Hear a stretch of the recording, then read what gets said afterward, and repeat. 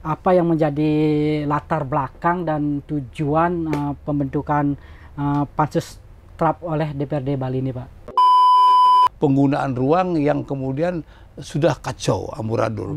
Ada terjadi pembalakan, ada terjadi juga itu penebangan pohon-pohon yang masif di mana-mana, sehingga ketika banjir. Sudah berapa tempat yang sudah disidak ya, yang dianggap melakukan pelanggaran? Bisa disebutkan, Pak, tempat-tempat yang sempat dilakukan sidak dan jenis pelanggarannya, Pak? Ini yang kami sayangkan. Makanya tidak salah kemudian ada beberapa sertifikat ini yang dikategorikan melanggar aturan. Yang ngeluarin sertifikat ini siapa nih, Pak? Iya kan, kita dengan kegiatan kita ini, Pak, semua sekarang itu yang melakukan kegiatan usaha mulai semuanya turun ngurus izin, Pak.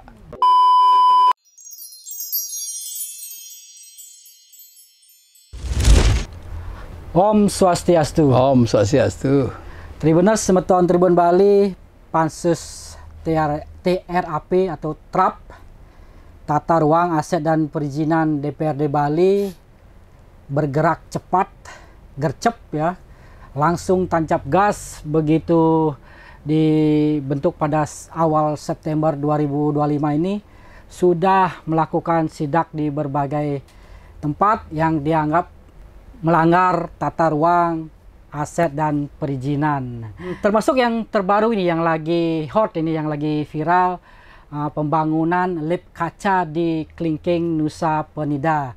Nah, untuk membahas terkait Pansus TRAP ini, di studio telah hadir Ketua Pansus TRAP DPRD Bali, Bapak Dr. Imade Suparto SHMH. Punah pigadul, Pak Made. Siap, Rahayu. Sehat nih? Sehat, Asungkar. Saya lihat ini hampir ini tiap 1 hari 2 hari selalu turun ke mana melakukan sidak-sidak ini, Pak. Ya, tetap semangat nih, Pak. Iya, terima kasih atas dukungannya. Iya, karena itu kami mengundang Bapak ini untuk supaya tahu bagaimana giat yang dilakukan oleh Pansus TRAP ini, Pak. Nah, sebelum kita jauh membahas terkait sidak-sidak yang sudah dilakukan, mungkin sebagai awal, Pak, bisa disampaikan apa yang menjadi latar belakang dan tujuan pembentukan Pansus TRAP oleh DPRD Bali ini, Pak. Iya, baik Bapak, terima kasih. Jadi sebagai wakil masyarakat, kami di DPRD Provinsi Bali menjalankan tugas pengabdian kami terkait sekarang itu diminta oleh penyelenggara pemerintah, itu pemerintah provinsi dan kemudian pemerintahan legislatif, untuk kita bersama-sama menjaga tata ruang yang ada di Bali ini, karena kita melihat fenomenanya kegiatan-kegiatan yang luar biasa masif di tata ruang Bali ini, kegiatan-kegiatan yang menggunakan ruang Bali ini, yang utamanya kegiatan-kegiatan usaha ini, Bapak. Oleh karenanya kami lembaga DPRD Provinsi Bali bersama kawan-kawan kami ini sepakat untuk mengikuti arahan daripada pimpinan kami. Oleh karena itu, terkait sekarang penertiban, penegakan daripada perda-perda Provinsi Bali yang terkait tata ruang, aset, dan perizinan ini, pada tanggal 3 September. 3 September gitu. Ya, 3 September itu dibuatkanlah kesepakatan oleh penyelenggara pemerintah melalui surat keputusan DPRD Provinsi Bali nomor 17. Ya, kami diberikan tugas untuk menegakkan perda-perda yang lahir yang dari Provinsi Bali ini terkait tata ruang, aset, dan perizinan.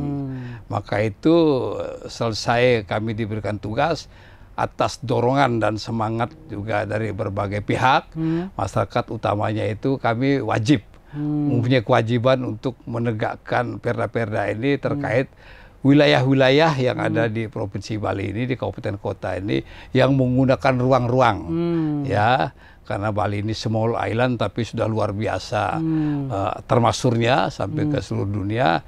Kami bergerak cepat, ya, kemudian menyikapi segala kegiatan-kegiatan yang menggunakan ruang dan kemudian izin-izin yang dikeluarkan serta aset-aset yang ada, baik itu aset dalam bentuk pemerintahan Provinsi Bali, aset-aset pemerintah maupun aset-aset yang memang milik orang perorangan yang kemudian berada di ruang-ruang ya yang mereka menggunakan untuk kepentingan segala kegiatan usaha. Itu. Jadi yang menjadi masalah paling mendesak terkait tata ruang, aset dan perizinan ini apa sebenarnya, Pak? Ya, jadi setelah kita membuat regulasi ini kemudian kita cek lapangannya, Bapak. Apakah para penggiat ruang ini sudah sesuai regulasi apa tidak? Maka itu kami mengevaluasi semua kegiatan-kegiatan yang ada menggunakan ruang ini. Ternyata di lapangan banyak pelanggaran-pelanggaran. Jadi banyak pelanggaran-pelanggaran yang kami temui. Ini dalam perspektif kita menjaga pariwisata Bali, terkait Bali ini betul-betul kita harus sekarang itu mengedepankan kegiatan-kegiatan yang betul-betul menggunakan ruang-ruang ini secara baik dan terukur. Jadi investor yang menggunakan ruang juga kita cek lapangannya. Kemudian siapapun kemudian usaha-usaha yang ada itu kita cek lapangannya sudah sesuai enggak mereka ini melakukan kegiatan ini dengan regulasi yang ada. Regulasi yang ada ini baik dari aspek undang-undangnya maupun kemudian turunannya sampai kepada Perda. Ternyata lapangannya tidak sesuai, Pak. Konsep yang sekarang yang memang menjadi pegangan kita dengan adanya Undang-Undang 14 2023, ada juga Perda 100 tahun haluan Bali ke depan, ada juga filosofi Nangun Sar Ketilu ke Bali, ada Perda tata ruang, ada juga Tri Karana, ada juga perda-perda yang lain yang dimana pembangunan itu harus memberikan ciri khas Bali, ciri khas Bali. Ada Perda 5 tahun 2005. Ternyata lapangannya ini juga tidak sesuai, Bapak. Jadi dari sidak, dari giat-giat yang dilakukan Pansus TRAP ini banyak menemukan pelanggaran-pelanggaran itu, Pak? Iya, betul. Jadi pelanggaran-pelanggaran ini kemudian yang paling prinsip sekali adalah ruang-ruang di wilayah konservasi. Wilayah-wilayah hutan lindung, wilayah Green Belt Bali antara Denpasar dan Badung, di wilayah mangrove. Nah, itu wilayah mangrove ini terkait dengan pada waktu adanya banjir tanggal 10 kurang lebih itu, jadi kami Pansus ini dibentuk duluan. Dengan Pansus dibentuk duluan, kemudian memberikan inspirasi bahwa ada banjir, Bapak. Nah, banjir kemudian yang betul-betul kita bisa lihat bersama ontologinya, fenomena lapangannya, di mana-mana terjadi banyak sekali korban-korban. Yang utamanya korban-korban nyawa. Ya, kita ketahui bersama ada 18 yang diketemukan, tapi ada 4 yang tidak diketemukan, dan kemudian kerugian-kerugian material. Maka itu kita kemudian melihat ya konsep penggunaan ruang-ruang ini dari hulu sampai hilir. Hulunya itu wilayah-wilayah yang ada di gunung-gunung, di hutan-hutan itu, ternyata di sana juga sudah banyak penggunaan ruang yang kemudian sudah kacau, amburadul.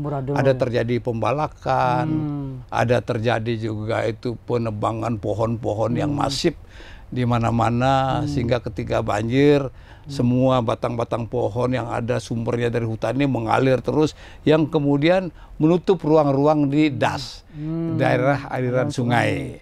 Ya, ini juga tertutup. Dan kemudian ruang-ruang yang ada di das ini, daerah aliran sungai ini juga menyempit, dan kemudian terjadi penutupan. Ya, daripada ruang-ruang dari aliran sungai-sungai das nih ya. Kita ketahui bersama sungai-sungai yang besar, ada Sungai Ayung, ada kemudian Tukat Badung dan sebagainya itu, Tukat Mati dan sebagainya itu kemudian terjadi kegiatan, terjadi penggunaan daripada ruang-ruang ini tidak berfungsi maksimal. Ada terjadi pendangkalan, ada terjadi juga itu penyempitan sungai, normalisasi sungai yang belum efektif. Ini banyak sekali. Nah, kemudian yang di hilirnya ini ruang-ruang yang sebagai resapan air dan membawa air ini ke laut itu juga tertutup. Nah, maka itu dari bencana itu kami juga sebagai motivasi, sebagai parameter kami bekerja. Itu yang membuat semangat. Itu yang membuat semangat, ini, kemudian itu yang membuat kita ini lebih termotivasi. Ya kita tidak mengenal beban dan tidak merasakan lelah. Karena melihat daripada korban yang begitu banyak, 18 orang itu, ya kita tidak ingin mereka menjadi korban yang sia-sia. Iya, betul. Dan ini kita, supaya tidak terulang lagi. Kan, dan tidak terulang lagi, maka itu mulailah kita evaluasi semua Pak. Dari hulu sampai hilir. Bekerja sama dengan pemerintah yang ada, provinsi dan kabupaten kota, yang dimana kita melihat bahwa luar biasa sekali gerakan daripada Bapak Gubernur Bali ketika ada banjir, beliau sudah ikut bersama-sama masyarakat juga menyelesaikan persoalan banjir, bahkan kemudian melakukan koordinasi dan komunikasi dan pemerintah pusat supaya pemerintah ini baik dari pusat sampai ke daerah bersama-sama kita bertanggung jawab untuk kepentingan mengevaluasi atas terjadinya banjir itu Bapak. Dari sidak-sidak yang sudah dilakukan itu rasanya banyak juga ya Pak. Tadi sudah berapa tempat yang sudah disidak ya yang dianggap melakukan pelanggaran. Yang mungkin bisa yang Bapak ingat masih bisa disebutkan Pak tempat-tempat yang sempat dilakukan sidak dan jenis pelanggarannya Pak. Iya Pak, mungkin saya mulai dari hilir dulu ya. Dari hilir. Nah, hilirnya ini yang kita ketahui bersama di wilayah Denpasar ini ada 5 desa, wilayah Badung ada 6 desa yang menjadi satu kesatuan wilayah yang di mana di sana kita melihat bersama tumbuh mangrove Bapak. Ya, mangrove ya sebagai wilayah konservasi.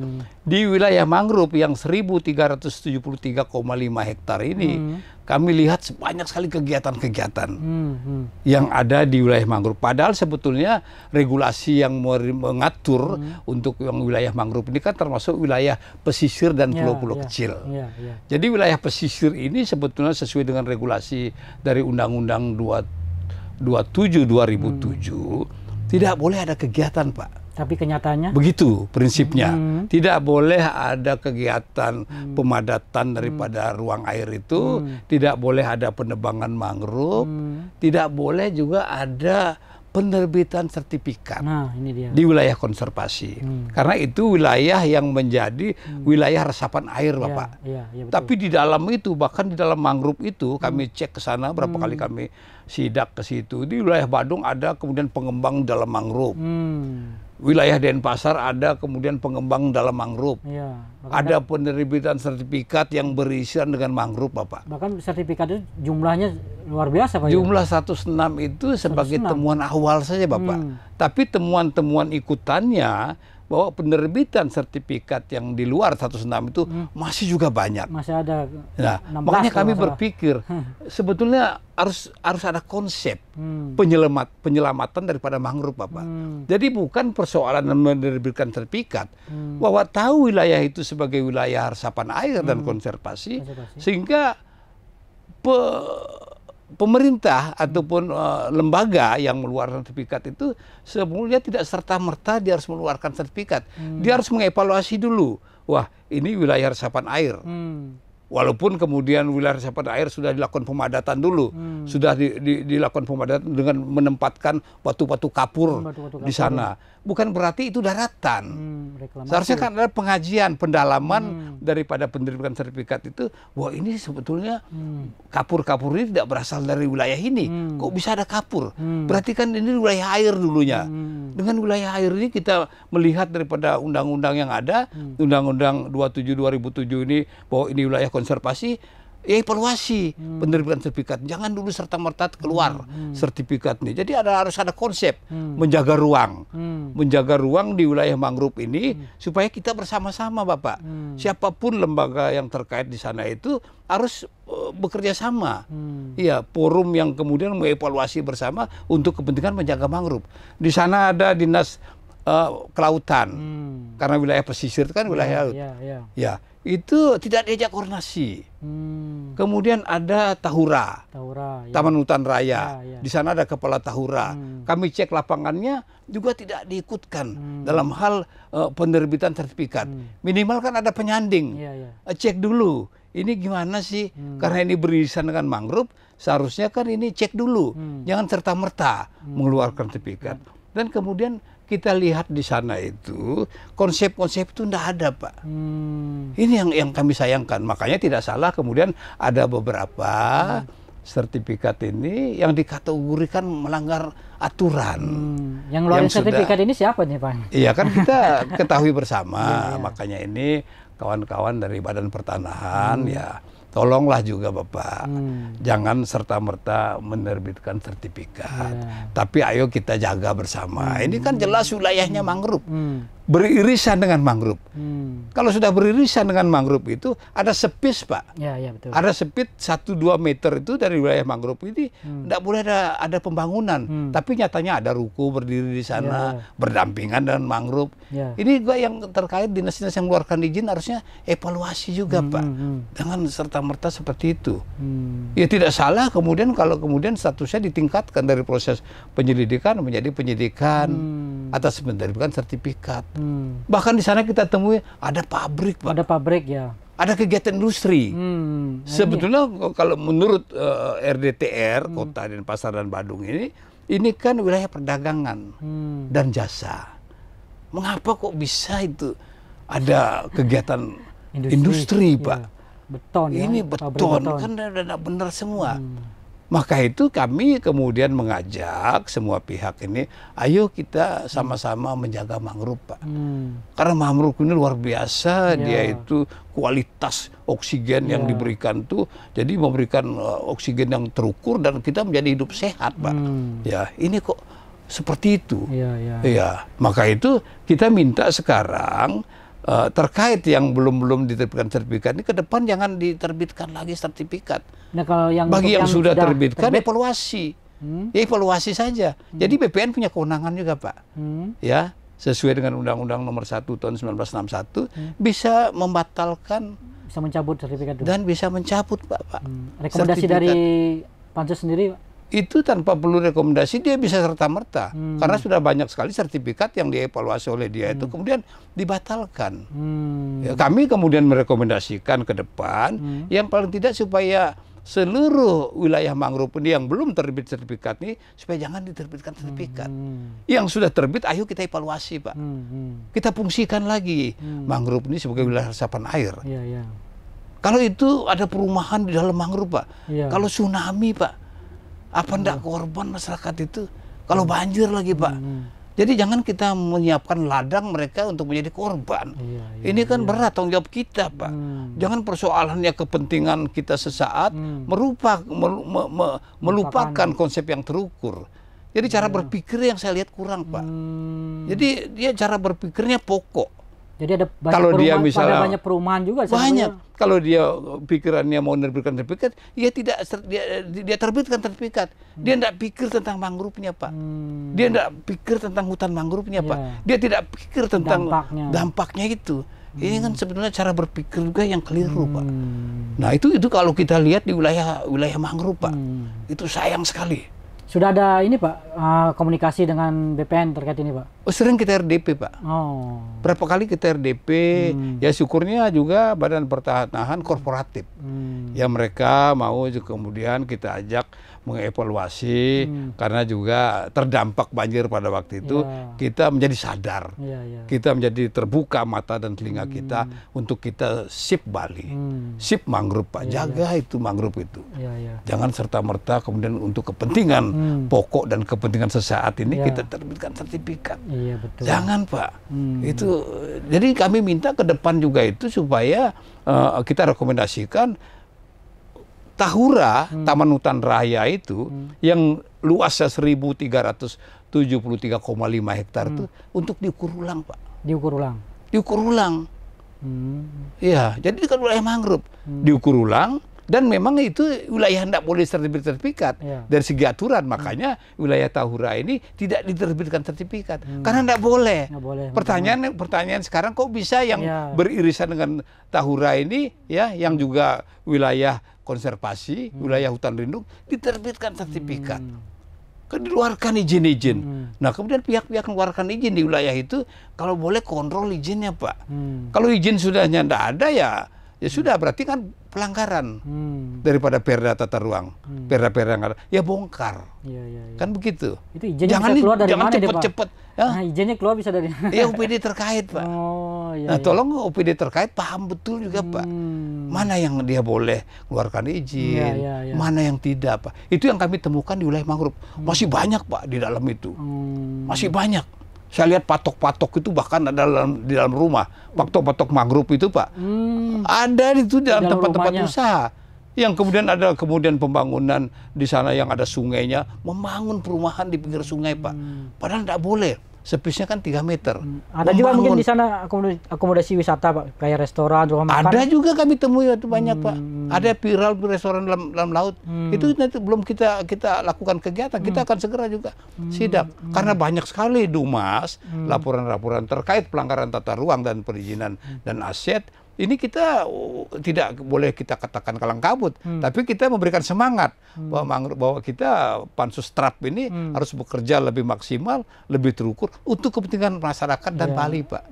Iya, banyak kegiatan kita di wilayah-wilayah lain, Pak. Selain di Tahura yang menjadi fokus, banyak di tempat-tempat lain, Pak. Tempat lain, ya. Di hulu misalnya. Di hulu, kita di Buleleng kita datangi, ada kurang lebih 400 hektar. 400 hektar. Itu lahan milik hutan yang memang diberikan untuk pengaturannya kepada desa, ya, kepada desa, diberikan untuk hak pengelolaan namanya. Artinya itu menjaga daripada hutan, karena luasnya wilayah hutan ini mungkin kita agak sedikit tidak menjangkau dalam konsep pemeliharaannya ini, dikasihlah desa untuk sama-sama membantu, Pak, menjaga hutan ini. Berapa banyaknya pohon kayu harus tidak boleh kurang. Kalau kurang harus ditanam lagi, Pak. Reboisasi, apa namanya istilahnya, reboisasi. Nah, itu. Jadi ini pun ada kegiatan pila di dalam hutan, Pak. Pila dalam hutan. Ada izinnya, Pak, yang di Buleleng kami sidak. Dan banyak lagi laporan di daerah hulu itu banyak, Pak. Pembalakan hutan. Dan dibangun villa-villa. Yang dibangun villa-villa.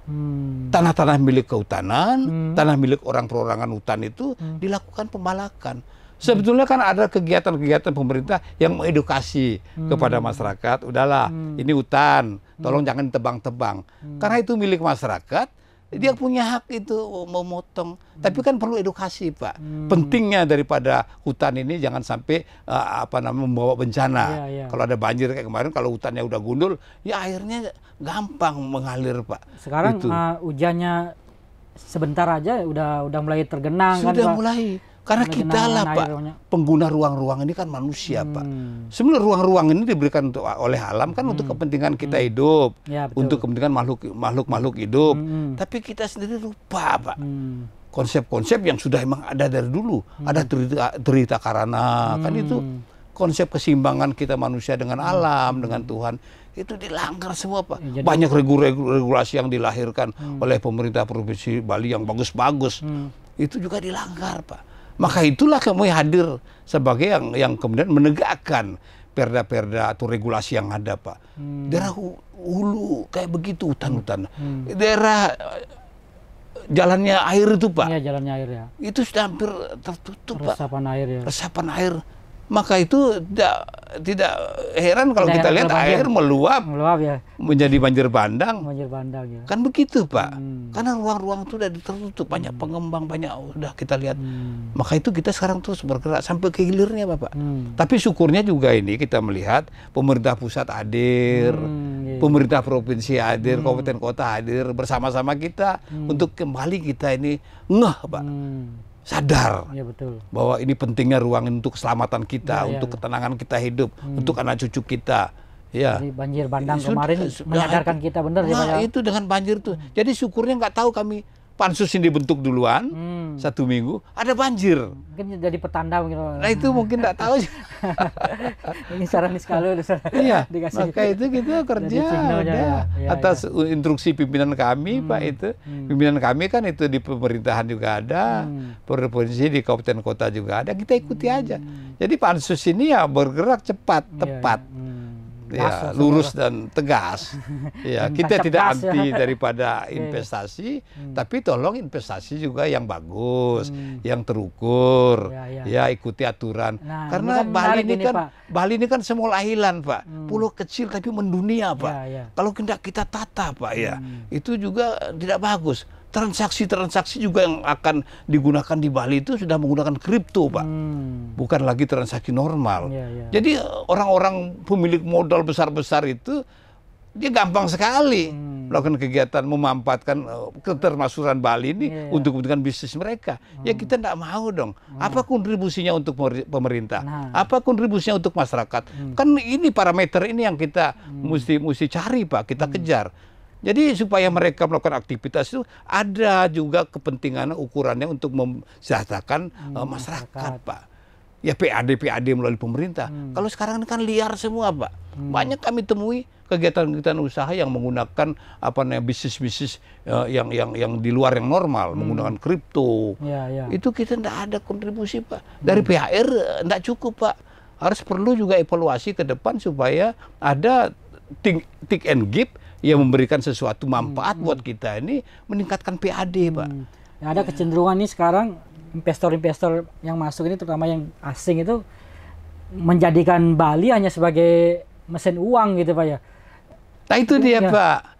Jadi kami melihat itu, dia jadikan Bali sebagai mesin pencetak uang. Bagi tanpa mereka. Tanpa peduli lingkungan, masyarakatnya gitu ya. Iya, adat istiadat, lingkungannya dan sebagainya. Jadi kita evaluasi semua itu, Pak. Kalau enggak gitu kebablasan nanti habis, Pak. Sayang, Pak. Malu kita buat anak cucu. Peran pentingnya pansus trap ini, Pak, ya. Iya, Pak. Pansus trap ini di sana. Kami syukur kompak bersatu untuk kepentingan Bali dan masyarakat Bali. Kami ikhlas menjalankan tugas pengabdian kami, Pak. Mungkin ini sebagai salah satu cara jalan kita untuk ngabdi, Pak. Kapan lagi? Kita harus memberikan yang baik, Pak. Selama untuk hidup kita kepada Bali, Pak. Supaya ada nilai kan gitu. Ya, tadi kan Bapak sudah jelasin bahwa sidak sudah dilakukan dari hulu sampai hilir, ya. Tentu juga di beberapa daerah, ya, saya kira sudah banyak juga tempat-tempat yang tempat-tempat pariwisata, tempat wisata yang disidak, Pak, ya. Baik di Karangasem juga kan udah pernah juga lakukan sidak, di Tabanan juga. Rasanya memang pansus trap ini sangat gercep dan tancap gas terus ini untuk bisa memperbaiki tata ruang ini. Nah, terkait investor ini, Pak, ini kan kita Bali sebagai yang selama ini fokusnya ke pariwisata, ya. Kan kita membutuhkan investor ini. Nah, ada nggak dampak dari gerak cepat yang dilakukan oleh pansus trap ini dengan para investor ini, Pak, investasi ini yang melakukan investasi di Bali ini, Pak? Iya, paling tidak sekarang kan membuka mata dan telinga kita, Pak. Orang yang tadinya sembunyi-sembunyi melakukan kegiatan-kegiatan tanpa melapor, tanpa mengurus izin, melakukan kegiatan di ruang yang salah. Jadi kami dapat masukan dari masyarakat dan dari pemerintahan yang ada. Dengan kegiatan kita ini, Pak, semua sekarang itu yang melakukan kegiatan usaha, mulai semuanya turun ngurus izin, Pak. Kan itu. Satu, dia ngurus izin. Ya. Yang kedua, dia mulai berpikir, saya tidak boleh membangun di tempat yang salah, di ruang yang salah. Kan ini, Pak. Kemudian mereka juga berpikir, apa yang saya mesti lakukan biar supaya bermanfaat untuk masyarakat Bali, bermanfaat untuk kepentingan pemerintahan Provinsi Bali. Jadi ini sangat bagus, Pak, terukur. Sebetulnya ini kan kalau kita lihat dari konsep hulu yang kita punya, baik perda-perda hulu kita, Pak, Nangun Salketilo ke Bali, Trihita Karana, 100 tahun haluan Bali ke depan, Undang-Undang Provinsi Bali. Kemudian juga ini kan luar biasa juga yang kita lihat Trihita Karananya ini terbuka bahwa ini tidak tidak main bisa konkretkan. Iya, iya betul. Kan gitu, Pak. Jadi sebelumnya ada kecenderungan Pak, para investor ini membangun tanpa peduli ngurus izin gitu Pak ya. Mungkin tanpa peduli tata ruangnya, dia mau membangun di sepadan sungai ya membangun aja, nanti izinnya baru diurus ke belakang atau seperti apa. Dengan sekarang dengan adanya pansus ini mereka mungkin mulai agak mulai merasakan dampak dari kehadiran pansus ini, sehingga mungkin lebih hati-hati lagi Iya, dalam Pak. melakukan pembangunan. Iya. Jadi sekarang ini sebagai salah satu cara kita mengcounter juga, Pak. Artinya sekarang itu OSS itu, Pak. Itu dia OSS, Pak. Ini OSS ini kan sebagai awal saja. Ya, perizinan yang dikeluarkan oleh pemerintah pusat. Memang OSS ini juga, Pak, ini juga harus dievaluasi. Jadi menurut Pak, OSS ini mempercepat atau malah mengaburkan terkait proses perizinannya, Pak? Pengawasan daerah ini. Mempercepat, iya. Tapi juga jangan melupakan izin-izin ikutannya, Pak.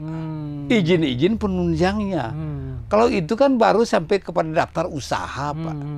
Baru sampai klasifikasi daftar usaha, kemudian nomor, klasifikasi usaha apa dia. Kalau restoran klasifikasinya dia usaha apa, di sana disebutkan, Pak. Usaha menengah mungkin seperti itu.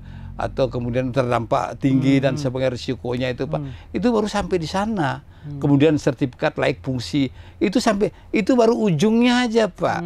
Tapi izin-izin ikutannya di mana yang sudah diatur dalam perda-perda kita ini, Pak, itu sebagai izin prinsipnya, Pak. Izin yang dipastikan supaya harus diikuti. Ada misalnya kita itu undang-undang tata ruang. Ada perdanya tata ruang, Pak ya. Ada kemudian perda mengenai arsitektur Bali, Perda 5 2005. Ada kemudian izin AO, izin lingkungan, izin air bawah tanah. Banyak itu, Pak. Sepanjang itu sudah tidak dipenuhi semua, Pak, itu berarti belum sempurna. UKL, UPL, AMDAL lingkungan, itu kan nanti dikaji oleh dinas-dinas terkait, Pak. Yang kemudian terdampak besar nanti itu AMDALnya dari provinsi, yang terdampak menengah itu AMDALnya dari kabupaten kota. Bukan serta-merta baru ada OSS ini kemudian itu langsung bisa semuanya. Nggak bisa, salah kaprah, Pak. Tapi ini yang kebetulan banyak terjadi seperti itu ya, Pak, sekarang ya, Pak ya?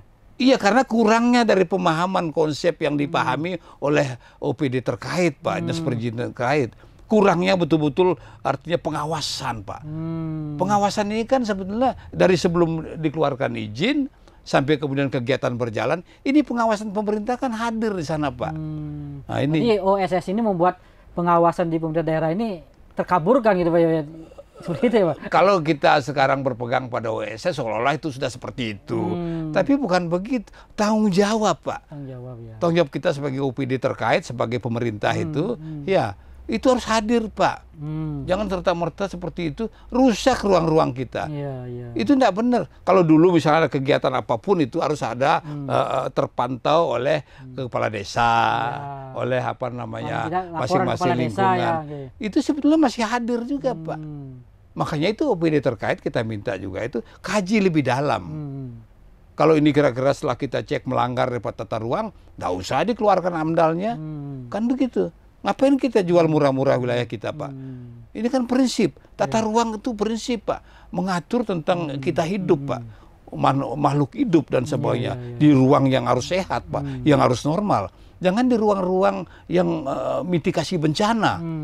Kan ruang-ruang itu sudah diatur. Kalau ruang mitigasi bencana itu yang sudah rawan, tebing jurang, sepinggir pantai, ada aturannya itu 100 meter sejak air pasang, kemudian danau 50 meter, kemudian sungai 5 meter. Semua ada sepis-sepis. Itu juga itu prinsip, Pak. Maka itu ya kami sekarang syukurnya dengan pemerintah, sama-sama dengan pemerintah, kami kan sebagai penyelenggara pemerintah, Pak, eksekutif dengan legislatif ini sudah mulai, Pak. Sekarang harus kita sama-sama hadir untuk menjaga Bali dan harus mempunyai konsep. Kalau tidak punya konsep nanti kacau, Pak. Pak. Hanya kepentingan sendiri diutamakan, ya. Asal sudah untung untuk diri sendiri, lupa untuk kepentingan orang banyak kan, kan benar juga. Iya, betul, itu kegiatan. Jadi OSS ini memang jadi kontroversial juga Pak ya.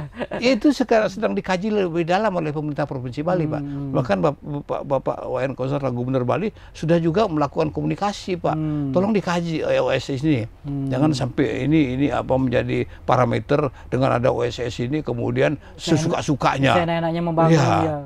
Ini kita kaji, Pak. Betul, harus dikaji. Ini sedang melakukan komunikasi terus. Tapi syukur beliau juga backup kita untuk memberikan motivasi paling tidak dan semangat. Ini kan memberikan apa namanya amunisi khusus buat kita ngayah, Pak, kan gitu kira-kira. Ya, sambil minum, Pak.